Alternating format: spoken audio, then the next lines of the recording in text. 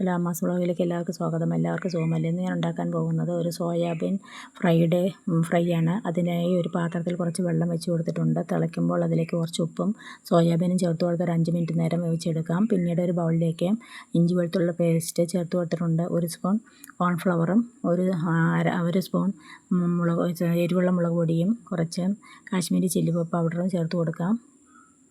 കുറച്ച് അരിപ്പൊടി ചേർത്ത് കൊടുത്തിട്ടുണ്ട്. കുറച്ച് ടൊമാറ്റോ സോസ് കൂടി ആഡ് ചെയ്യാം. മഞ്ഞൾപ്പൊടി ഇട്ട് കൊടുക്കാം. ഈ സമയത്ത് തന്നെ ഉപ്പിട്ട് കൊടുത്തിട്ടുണ്ട്. ഇതോടൊപ്പം തന്നെ കുറച്ച് ഗരം മസാലയും പിന്നെ കുരുമുളക് പൊടിയും ചേർത്ത് കൊടുത്തിട്ടുണ്ട്. അത് വീഡിയോ എടുക്കാൻ വിട്ടുപോയതാണ്. ഒരു മുട്ടയും ചേർത്ത് കൊടുത്ത് നന്നായി മിക്സ് ചെയ്യാം. പിന്നീട് വേവിച്ച് മാറ്റി വെച്ചിട്ടുള്ള സോയ നല്ല പച്ചവെള്ളത്തിൽ കഴുകി പിഴിഞ്ഞെടുത്തത് കൂടി ചേർത്ത് കൊടുത്ത് നന്നായി മിക്സ് ചെയ്യാം.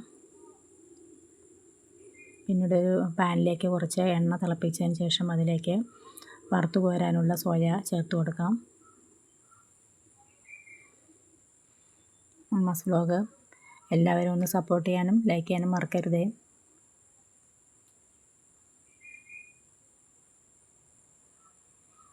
ഓരോ സപ്പോർട്ടിനും എനിക്ക് നല്ല വിലയാണ്. അതുകൊണ്ട് എല്ലാവരും ഒന്ന് സപ്പോർട്ട് ചെയ്യണേ.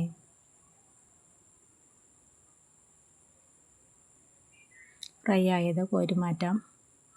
ഇതിൽ നിന്നും കുറച്ച് എണ്ണ മാറ്റി വെച്ചതിന് ശേഷം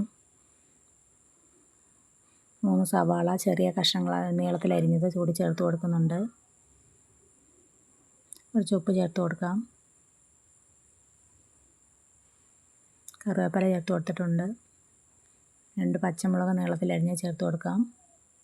കുറച്ച് കുരുമുളക് പൊടി, മുളക് പൊടി, മഞ്ഞൾപ്പൊടി, ഗരം മസാല എന്നിവ ചേർത്ത് കൊടുത്തിട്ടുണ്ട്. തക്കാളി ചേർത്ത് കൊടുക്കാം. നന്നായി മിക്സ് ചെയ്യുക.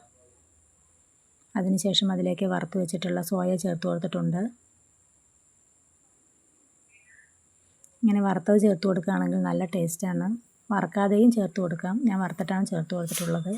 പിന്നെ അതിലേക്ക് കുറച്ച് സോയാ സോസും കുറച്ച് ടൊമാറ്റോ സോസ് കൂടി ആഡ് ചെയ്യുന്നുണ്ട്. നല്ല ടേസ്റ്റുള്ളൊരു സോയാബീൻ ഫ്രൈ ആണ്. എല്ലാവരും ഇങ്ങനെ ഒന്ന് ഉണ്ടാക്കി നോക്കണേ. പിന്നീട് അതിലേക്ക് കുറച്ച് മല്ലിയില അരിഞ്ഞ് വെച്ചത് കൂടി ചേർത്ത് കൊടുക്കാം. അപ്പത്തിൻ്റെ കൂടെയും ചപ്പാത്തിയുടെ കൂടെയൊക്കെ കഴിക്കാൻ പറ്റിയതാണ്. എല്ലാവരും